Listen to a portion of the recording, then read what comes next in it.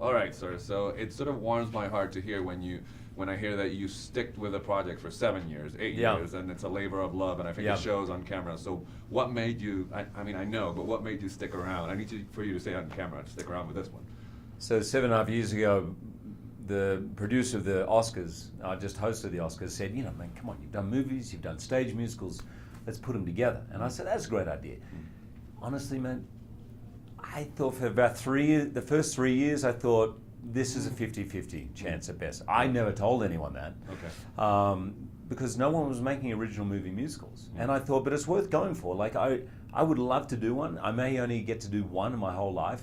Then Les Mis came up a couple of years later. So I was like, oh, well, I'm in a musical. But we just kept working on it, because to do an original movie musical, to create something from the ground up, is a privilege, is a joy. There's pressure. It's great fun, and we created this family, and I'm really, really proud of where we got in the end.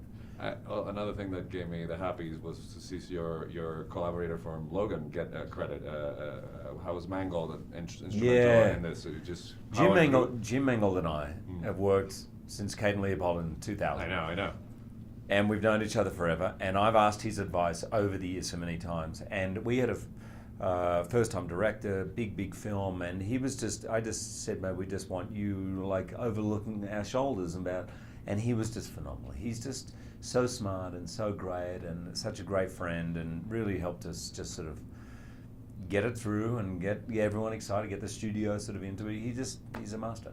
So tell your friend I think the movie Logan is in my top 10 of the year. It's one of the best movies of the year. I will tell him. Thank you so much. Too. So, but I mean, given that Les Mis is sort of like one of the mountains that you have to climb if you want to do a musical, do you think that you felt confident to do this one because you have done that one, or did this present different challenges for you? This presented different challenges. It's the opposite in a way from Les Miserables in terms of its tone. It's celebratory. It's a family for everybody. I mean, it has, I think, a great theme about tolerance and inclusivity and just owning who you are. But original music is a big thing. So, like, it's been 23 years since the studio had said yes to that. It's a lot to convince an audience to hear 10 new songs. And so it was its own Mount Everest in a way, without the pressure of people's expectations. In terms of Les Mis, you have a massive pressure. You have to measure up to. Everyone's seen it. And everyone loves this person or that or this thing or that. And, so you have to measure up to that. We're different. We're not measuring up to anything.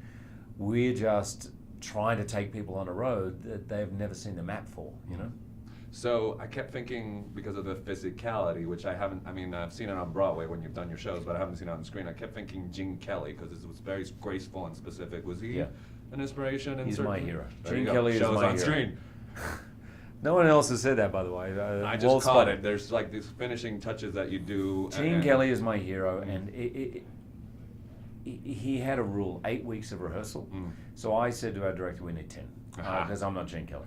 So we would come in and do yoga every morning at 8 o'clock, and then from 9 till 6, we would sing and dance every day. And we would work on every number every day, and so that when we got there on stage, because what I see in Gene Kelly, there's athleticism, there's precision.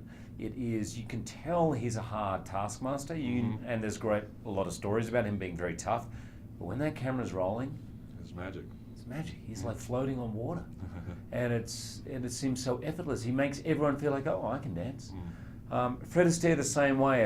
But Gene Kelly to me is just even more athletic. He's my inspiration. There's a lot of that in the movie. Also, you played imperfect characters before, even Logan and other genres that you've done. But I wonder, with a musical, there would have been the temptation to make him like, oh shucks, the Ricci's won't give me my money to put on the show. But this is not that. You get to play a real man with imperfections. Was that interesting to you? Of course. Barnum was a very flawed character, and he had a lot of criticism at the time, a lot of enemies at the time. He pushed every boundary, but he also had, he didn't always tell the truth. He was, he was an interesting. There's 3 versions of his autobiography, and when he was writing the second, he bought up all the copies of the first, of course, and burnt them. So he's a fascinating character. He's also a brilliant businessman. He made most of his money in real estate, by the way. I love him as a character. I love playing flawed characters. It's boring to be perfect. I mean, that's boring. No one wants to watch that either, Yeah. So I think this man who's really struggling, who's has to succeed, it's survival, who has to kind of break all the conventions of the day, but also is struggling with his own self-worth.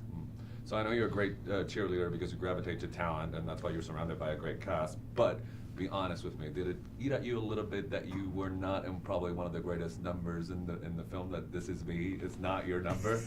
Come on, tell me. You can tell me. Yes. Yes. I was there on the day, so happy for Kiala. And I literally had tears watching her performance.